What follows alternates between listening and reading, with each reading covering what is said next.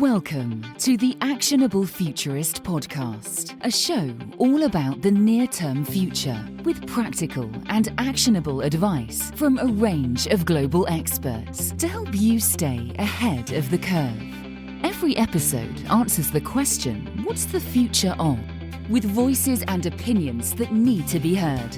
Your host is international keynote speaker and actionable futurist Andrew Grill. Today's guest is Christina Kosmowski. Her Twitter bio describes her as a customer-obsessed CEO, changing the very role of IT with customers at the centre. She's a wife, mother, engineer, STEM advocate, and soccer lover. As CEO of LogicMonitor, Christina is responsible for accelerating the company's hypergrowth and delivering on its brand promise of helping C-level executives and their teams thrive through transformation. Prior to assuming the role of CEO, Christina served as LogicMonitor's president, leading go-to-market strategy, R&D, customer success, and operations. Christina came to LogicMonitor from Slack, where she spent 4 years building and leading customer success and enterprise go-to-market teams, and also spent 15 years at Salesforce, where she oversaw functions including renewals, consulting, support, and customer success.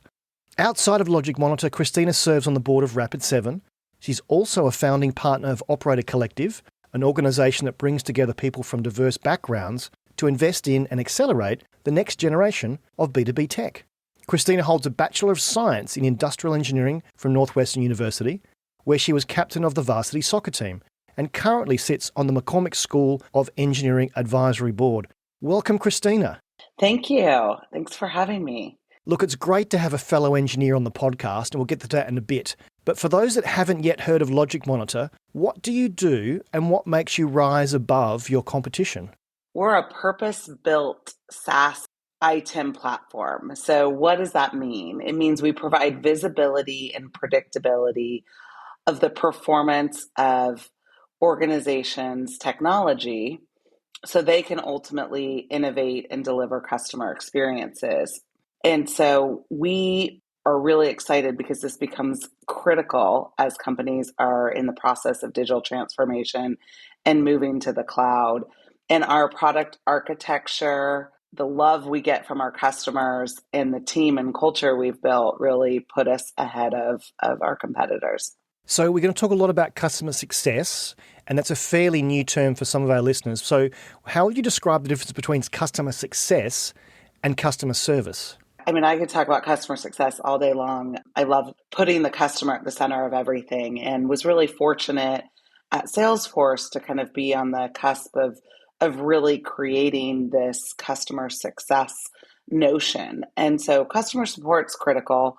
When a customer has an issue and they need help right then and there, you've got to be able to provide that. But what's more important is also understanding what does value mean from them and really setting them up for success. So thinking through what's the business value, what's the plan you need to get them there, how do you proactively do that, and how do you create that relationship between your company and your customers. And so that's really kind of what customer success was intended to do, especially in the rise of SaaS, where customers constantly have to renew and you have to earn their business every day.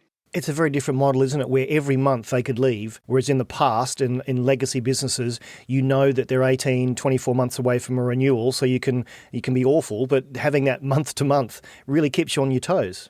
Yeah, exactly. And you constantly have to be looking at value. What is value to them? Not just what is your technology.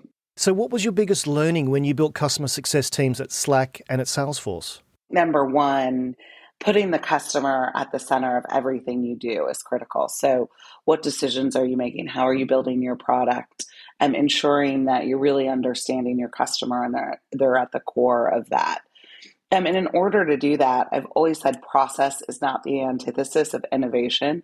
So sometimes you have to create those processes to really enable you to put the customer at the center of what you're doing. And so I often talk about a red account process, which doesn't always sound great, but that's really important, is when there's issues that you're seeing or risk you're seeing at your customers, creating a process by which you can put the entire company accountable for that customer, not just a team like customer success.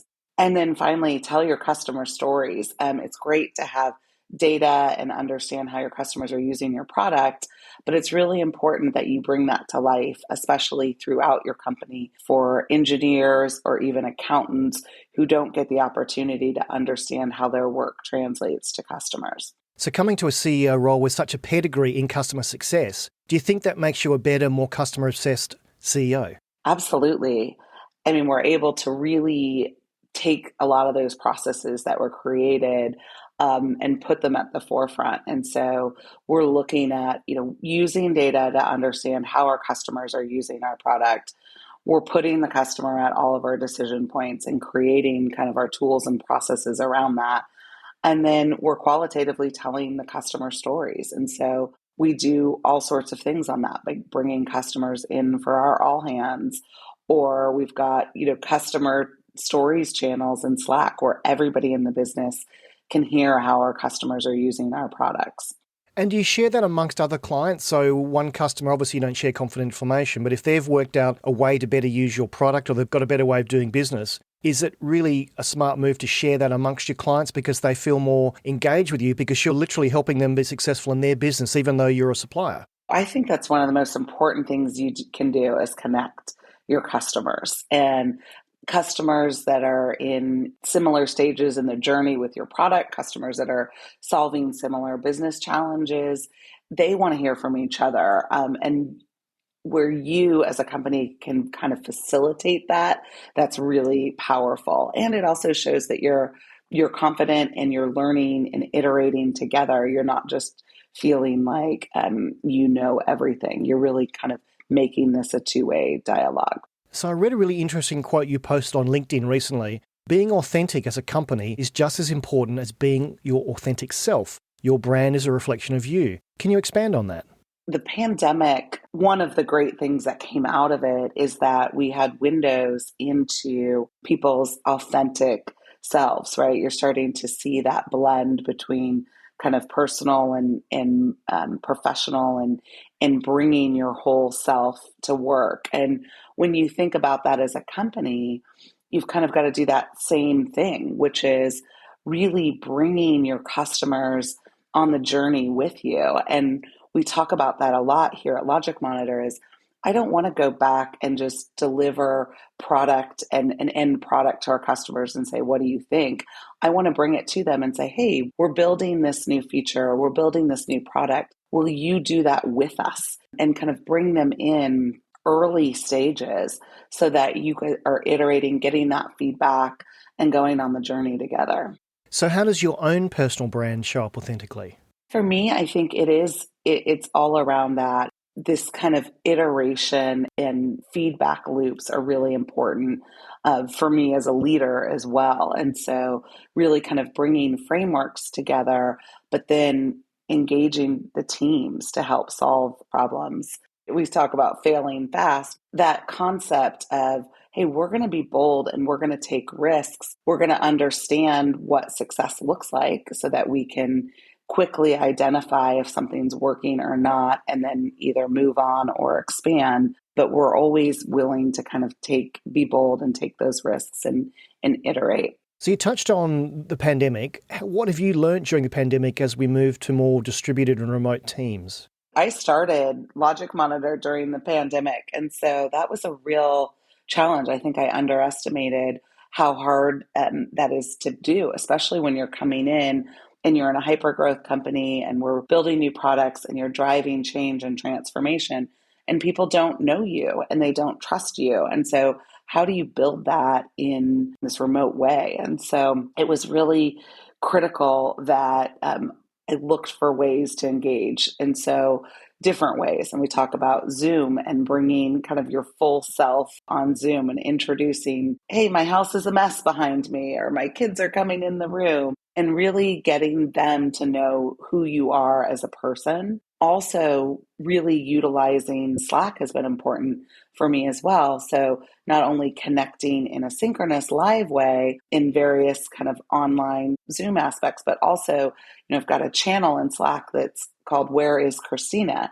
And it's an opportunity where people can't see me every single day like you would back before the pandemic in the office, but it's important for them to kind of see what I'm doing on a day-to-day basis. And so we make it a little tongue-in-cheek sometimes, but we take different photos of where I am on Zoom or what I'm doing at my house, so that they can really start to know me and see me on a more frequent basis. We learn to be agile and adapt in this concept of iteration that we've talked about so much here just becomes more and more critical. We'll have to send you a photograph of us on the podcast so you can say, where's Yes. Christina? She was on the Actionable Futurist podcast, which you have to subscribe to.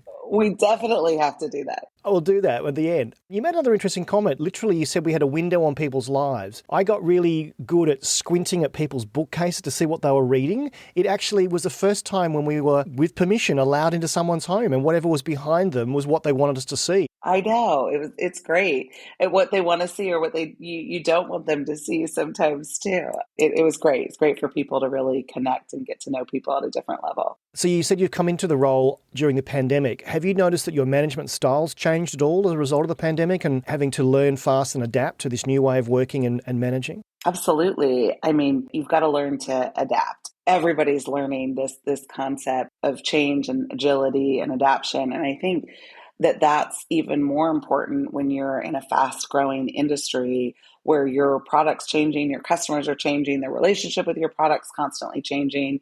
And so building that into our culture has been really important. And I think the pandemic has helped really understand what that means. Empathy has just become, everyone talks about that, but that's just become more and more critical. Empathy to what different folks are going through. The childcare crisis has been a real challenge in understanding what some of your employees are facing in kind of their home environments. Empathy to your customers and really, again, understanding who they are as people and what they're driving, not just from the professional aspect. And so it's all been, I think, some goodness that's come out of the pandemic that's forced us to be these more agile, empathetic, and authentic leaders. 5 years ago, we would never have had an insight as to why someone was turning up a little bit late or maybe a bit stressed, because you sometimes just don't want to ask those questions. We've given each other permission to literally say, are you okay? Because being locked up for so long, I know that many people have wanted to have that feeling of connection. Customer success, it means there must be some customer failures. I'm not going to ask you about any failures you've had in your career. How does losing a customer make you feel, and what do you do to analyze a loss? We haven't lost a lot of customers, but sometimes we lose some business from a customer as well. It's horrible. And you've really got to understand what happened there. And I think one, having the data is important. So how were they using your product? How were they engaging with you as a company? Were they calling support? Were they attending your events? Were they taking meetings from you? What was that engagement level? And really looking through that data. But then two, also having that relationship to be able to have them transparently tell you, what went wrong? What was it in the experience they were having? Was your product not delivering the value they needed? And so being able to kind of have those feedback loops and have that relationship with your customers is key. And then reminding you, we don't know all, and we've got to go back and take a look at things with a different lens and really get that feedback and understand those value propositions from your customers. Now, I mentioned we're both engineers, and I think that's important because my training as an engineer, your training as an engineer, we were taught to understand things from first principles. And often when my friends say, my email's not working, my Wi-Fi's not working, I look at diagnosing and fault finding in a very different way, going back to first principles. Has your engineering training helped you throughout your career, and in what way? Well, I studied industrial engineering, and at Northwestern, it was all about bringing kind of the business side of engineering together. And that has been a core tenet for me in my career, which is how do we bring kind of the human and the business side to technology? And so I made the move to Salesforce for that reason. I moved into customer success for that reason. I made the move to Slack, LogicMonitor, all around those principles. So that's been a core tenet, number one. And then number two, we talked about these core principles, but using process to enable innovation has been really important. A lot of people think that it's the antithesis of innovation. And when you move fast, you can't have any process. But actually not putting some of those frameworks in place make it really difficult to keep everyone aligned and to understand when you're doing innovation and experiments, what's working and what's not working, and kind of have that data and have those proof points. So those two things have been fundamental for me in my career. Just staying on the career, again, I saw another talk where you talked about the times you've put up your hand during your career and how that's helped you be successful. You tell a wonderful story. I'll just say go. I definitely had a philosophy of just saying yes to anything. I mean, if you asked my younger self, would I be a CEO of a SaaS tech organization or be in customer success? Like, I didn't even know what that was. So I didn't understand necessarily what I wanted to be when I grew up. But what I did understand is that by saying yes to these new experiences, that I was constantly open to ideas and I was moving towards things that I thought were really valuable and interesting and I could make a difference. My first job out of school, actually pre-Salesforce, they were opening an office in London. So you'll appreciate that. I said, yes, I will go there. And that was an incredible experience in learning about international. And then when I heard about Salesforce, it was a small startup, just 20 million in revenue, and nobody knew what it was. And I said, yes, I'm going to try that out. And when Salesforce said we need to create this new function called customer success, I said yes. So I was constantly open to new ideas, and you really have no idea where these will take you. What advice do you have to secondary school students or students of any sort listening to the podcast right now? It's exciting. The world's changing, and just really understanding what drives you and having some kind of fundamental core principles and then saying yes based on those core principles and what gives you energy, you're going to have a fantastic career. Now, you were active in soccer in university, just translating that for our British audience, football. How's it helped you with teamwork in companies you've worked in and now lead? I love soccer or football, and it's still very much a part of my life. My freshman year in soccer at Northwestern and university, it was our first year as a varsity program. And so we lost like almost every game. We only won 3 games, and I'm an extremely competitive person. So that angered me.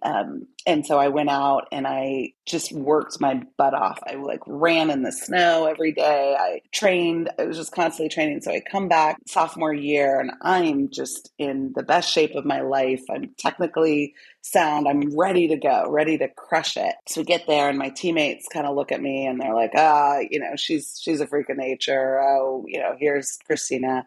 And I got really mad in that moment because I said, well, I worked really hard to get here. What were you guys doing this summer? You should be in my same shape if you'd actually followed these plans. And it was just this kind of light bulb that went off in my head. It's not about me. It's not about me just getting in the best shape. It's about how do I help the rest of the team understand why it's important to do these things and help them be better. And so we went on and had a decent sophomore year, but by my junior year, we actually made it to the Sweet 16 in the NCAA tournament. And so we had this turnaround. And I think that light bulb of kind of bringing people on their journey and empowering and help people understand what it is we're all trying to do is important. And so that lesson has stuck with me throughout my entire career. I'm afraid that if I worked for you, you'd ask me to drop and give me 20. Yes, we do often have some competitive games at our offsites, that's for sure. So you say that human relationships should be an industry priority. How can your industry evolve to make this a reality? It is about understanding not only what your customers are trying to do from a business, but what the individual customer is doing and helping them make careers from using your products. And when you do that and you're empathizing with them and you're helping them drive this tremendous value in your organization, that's when you're truly developing these partnerships and providing customer success. And so I think it's really important that you understand the people at your customers and really understand the challenges and what they're trying to drive. So mentors are an important part in helping to guide your career. I understand that one of your teenage daughters is on your personal board of advisors. What advice does she give you?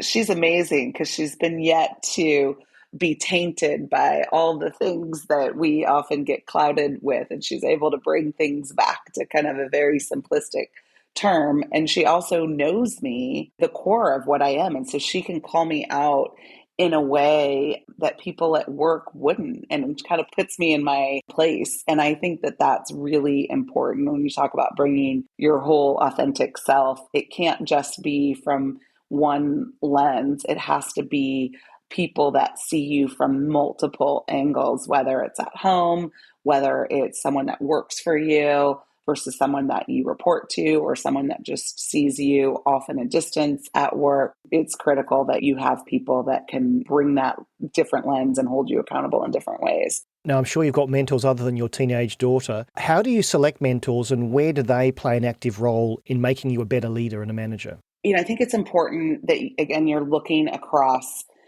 all aspects.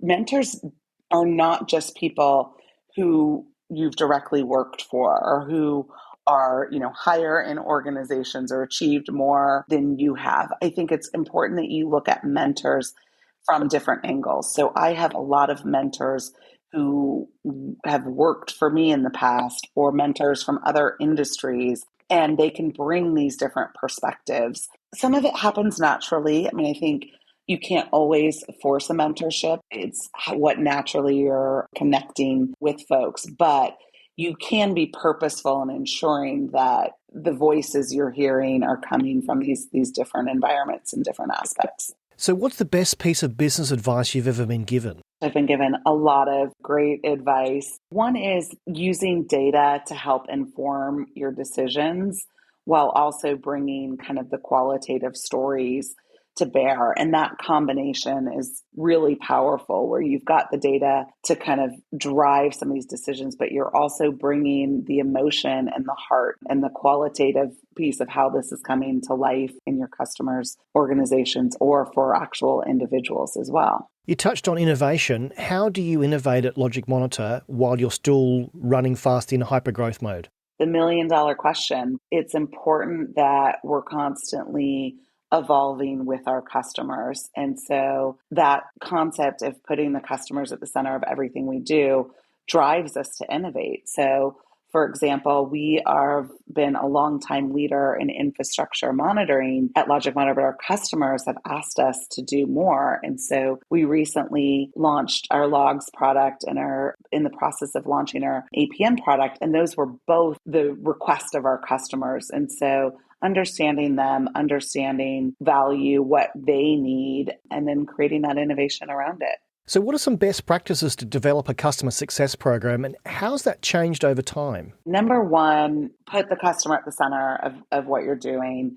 and create processes and frameworks that allow you to do that. Number two, put your customers together, create that community and allow your customers to learn from each other. And then number three, use that combination of data and stories to really bring the customer to life.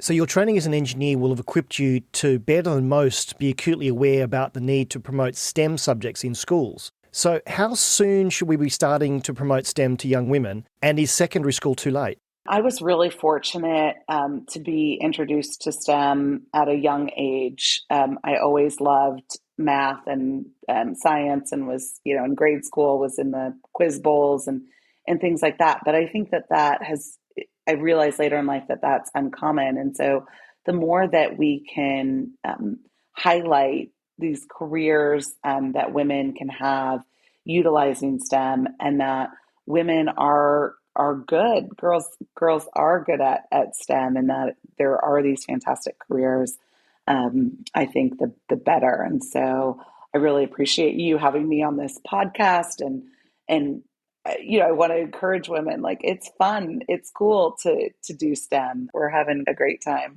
So I've worked in sales and engineering like you. There's always this invisible line between the two teams. So what are you doing to connect and break down the conflict between sales and engineering teams that sometimes exist? Well, that's what's so great about being CEO right now. I can help enable that. We've got a product council, and the product council brings feedback from our customers, and we're able to bring in what are the customers asking us to do, and then we connect that to engineering. So it doesn't become an emotional or something that just one person is saying. We're actually putting a formalized kind of process by which we're hearing the feedback of the customers, again, both qualitative and quantitative. So we've got, clear data that's showing us how our customers using our product and then translate that into value. And we're able to kind of build our products with that in mind. We also have shared metrics. And so it's key that both sales and engineering are driving towards the same outcomes. So the $64 million question, what's the future of customer success? Well, I hope it's many more customer success leaders being in the CEO positions, because that's really the future. It's not just a team or a few individuals that are trying to drive it at a company. It's actually coming from the core of a company and coming from the top down and really putting customer success at the heart of the entire company. I look forward to more of that. So we've learned a lot about you in the last half an hour, but I want to run you through a quick fire round to learn just a little bit more about you before we finish. So I'm going to ask you some quick questions. iPhone or Android? iPhone. Window or aisle? Aisle. Online or in the room? In the room. Your biggest hope for 2022? Reconnect with people. What's the app that you use most on your phone? Slack. What's one thing you won't be doing again post-pandemic? Oh, I want to get off of 20-hour conference calls all day. What are you reading at the moment? Well, we're doing an offsite, and so we're reading The Leader You Want to Be, 5 Essential Principles for Bringing Out Your Best Self. I'll put the link to that in the show notes. And the final quickfire question, how do you want to be remembered? I want to be remembered in empowering and making a difference in people's lives. So as this is the Actionable Futurist podcast, what 3 actionable things should our audience do today when it comes to better delighting their customers? Connect them together. Number 2, tell their stories, bring their stories to light. And number 3, bring them on the journey with you. Innovate, even if it's not perfect or ready to go. Bring them in early. Great advice. How can people find out more about you and your work? I've got a LinkedIn profile, and so I post frequently there and always welcome DMs too in connecting with people directly. We've got a great website, www.logicmonitor.com. I look forward to hopefully hearing from many people today. Christina, great discussion. Thank you so much for your time. Thank you so much for having me. Thank you for listening to the Actionable Futurist podcast. You can find all of our previous shows at actionablefuturist.com. And if you like what you've heard on the show, please consider subscribing via your favorite podcast app so you never miss an episode. You can find out more about Andrew and how he helps corporates navigate a disruptive digital world with keynote speeches and C-suite workshops delivered in person or virtually at actionablefuturist.com.